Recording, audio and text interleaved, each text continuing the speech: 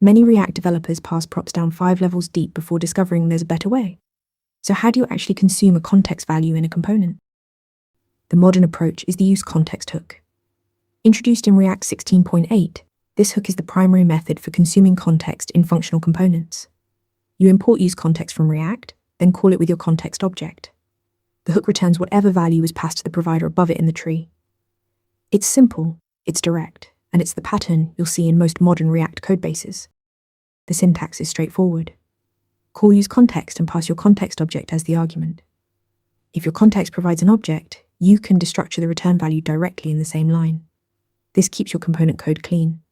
For example, if theme context provides an object with theme and toggle theme, you can destructure both in one statement.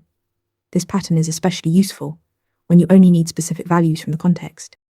Here's the critical requirement.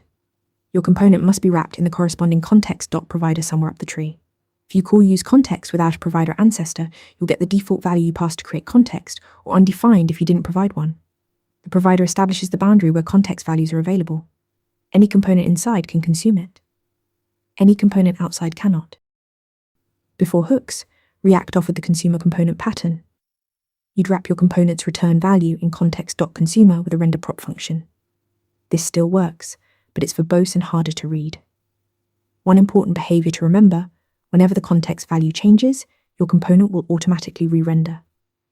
React subscribes your component to that context, so updates propagate immediately.